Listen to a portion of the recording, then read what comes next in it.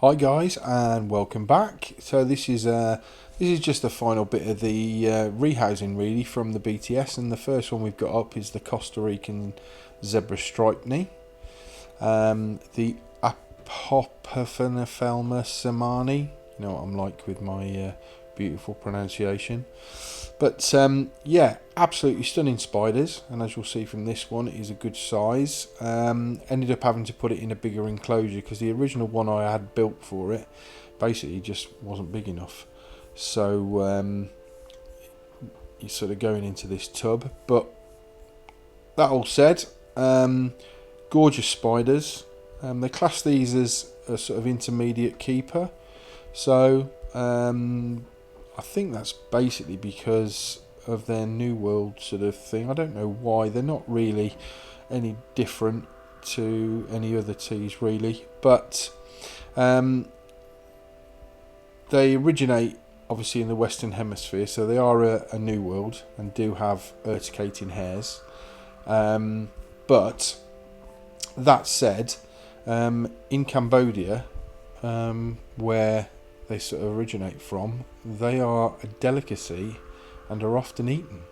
And this is where they're dehydrated, oven dried, and then salted, which not really great.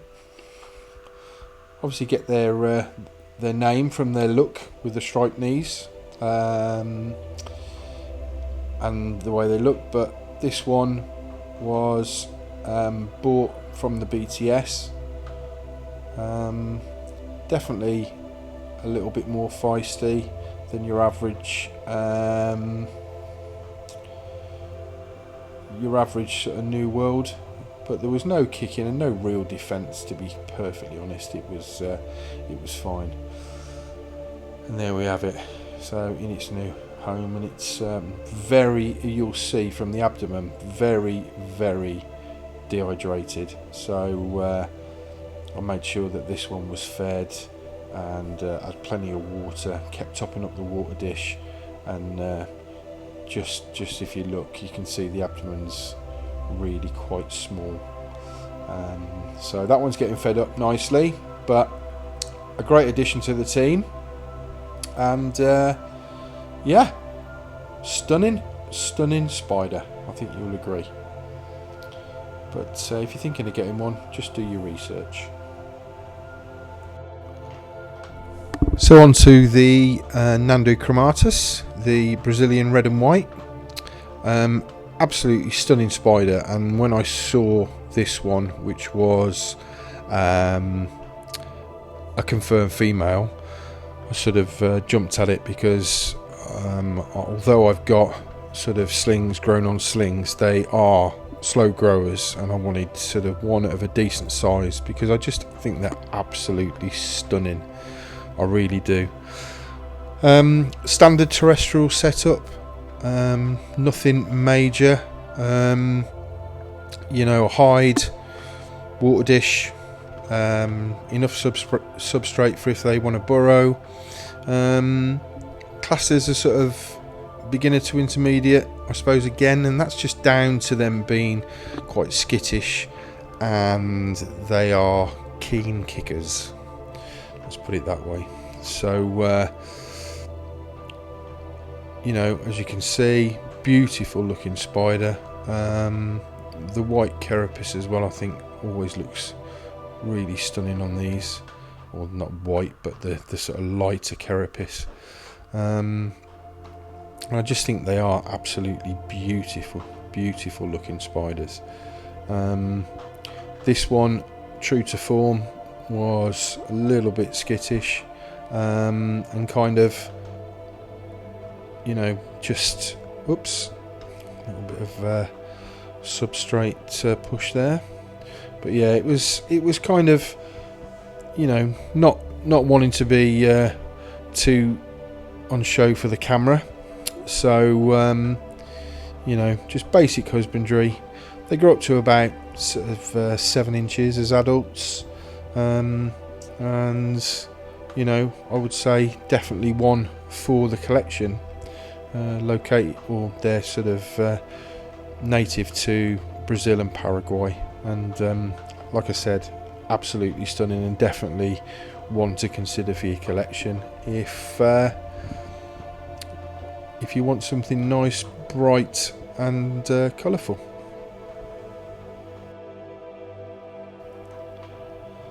So the Tliltocatl or Brachypelma vagans,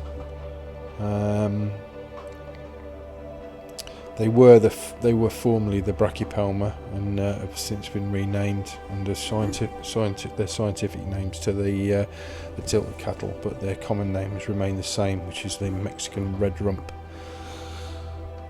Absolutely stunning spider. Now these again have got urticating hairs. They are a new world. Their urticating hairs are type 1 and type 3. Again, sort of medium growth rate to sort of slow growth rate, and as you can see, a standard terrestrial setup. The females of this species are long-lived, as like most of the Brachypelmas, they live long. They grow up to about, I suppose, 6 inches, but yeah, they are, I think, for me, one of the most like uncelebrated of the New World teas. I think they're absolutely stunning, and you'll see when we get her out. Again, this was a confirmed female that I got from the BTS, and one thing I do like about this species is they are absolutely brilliant feeders, really good feeders, and you know, generally husbandry and upkeep is pretty simple.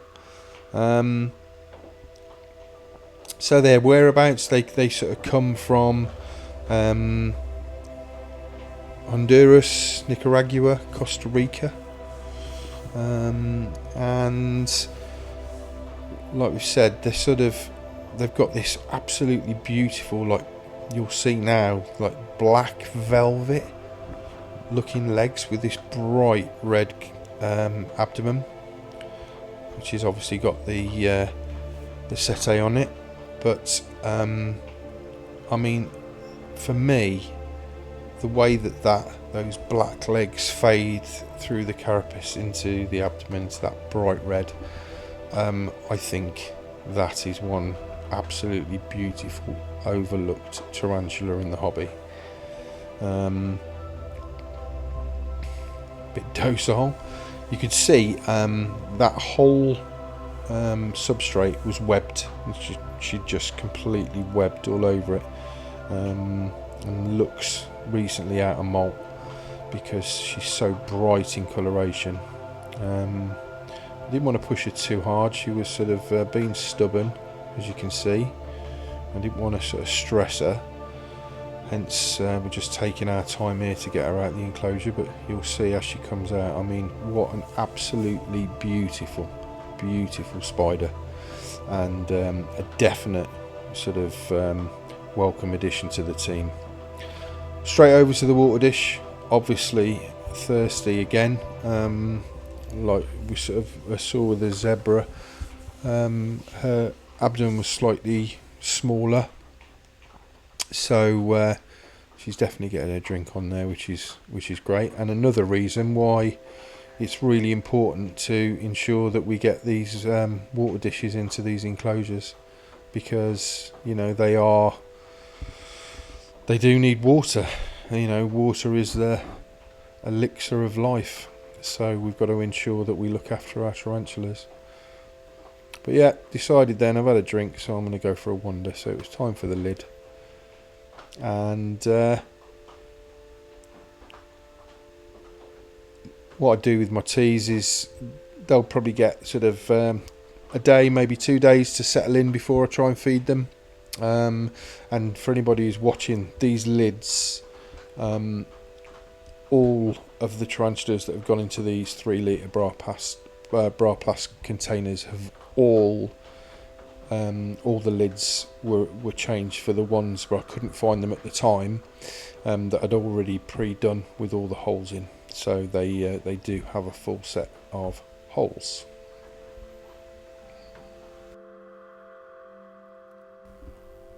And on to one of my favourites, I'll try and get this right, Acanthoscuria geniculata, known as the A-gen, the Brazilian white knee, the giant white knee, white band. They've got various different things. Native to Brazil, another New World terrestrial. These two have type 1 and 3 urticating hairs, but these are fast growers, really fast, and can kind of take keepers by surprise with the speed in which they grow. But this one is for my partner in crime. For those of you who are followers of the channel, myself and Lovable Spoods are starting our little Sunday spoody, or spoody Sunday, whichever way we're going to do it. And I've promised her an A-gen, because she said she doesn't get one in her mystery boxes, and therefore this one that I'm rehousing right now is going to be going up north to Sophie from Lovable Spoods. So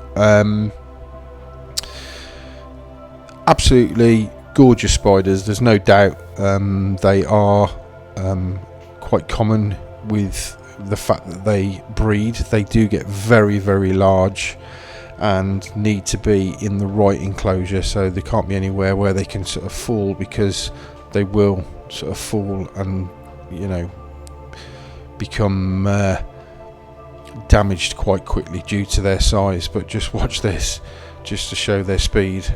Right, so I slowed this down because I thought it was still in the substrate, and it doesn't. It goes under and then into the hide.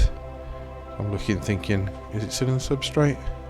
And no, it turns out it was in the hide. But yeah, so it just shows how quick they can be.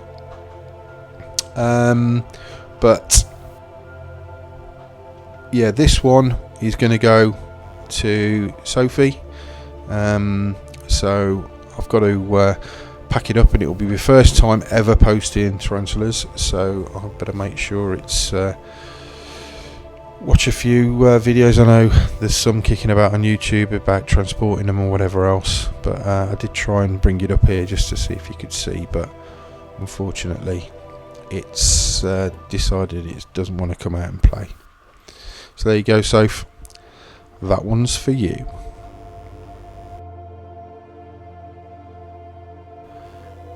So on to the Brachypelma hamorii, which was formerly the Brachypelma smithi.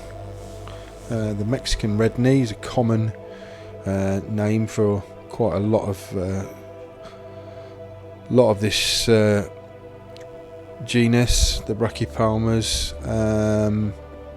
But yeah, so this is the Brachypelma hamorii. Absolutely staple, I think, in the hobby. Probably the most easily recognised of all tarantulas.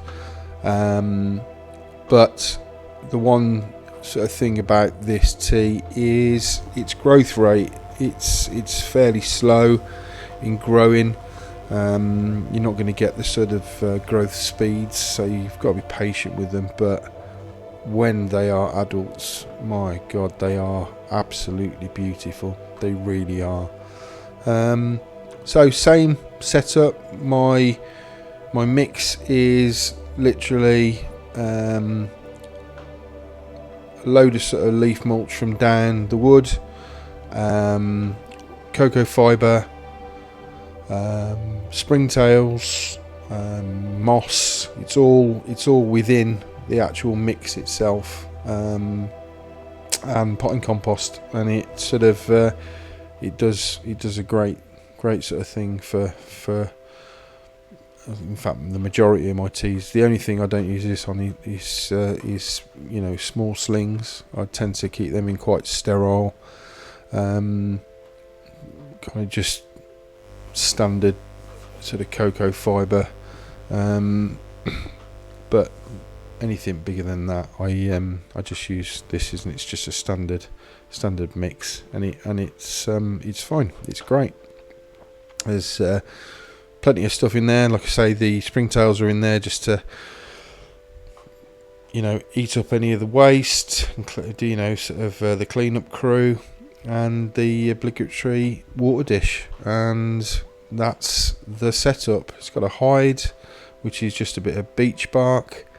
I've gone all the way across and just made a small opening for it because and it's got enough substrate to burrow if it wants to. But again, it's a lovely looking tarantula. These are fairly docile. They're, you know, ideal beginner species. Really are like beautiful when they're adults, and you know, they're long lived. I mean there are some absolutely amazing stories of hamorii that have lived sort of 25, 30 years. So, you know, they do live long, but they are absolutely stunning and great feeders. Good feeding response. So I really hope you enjoyed the video of me rehousing these. This is part 1. Part 2 will be coming up, and just remember, as we say, stay inverted, keep it crawly, and I will see you on the next one. Thanks guys.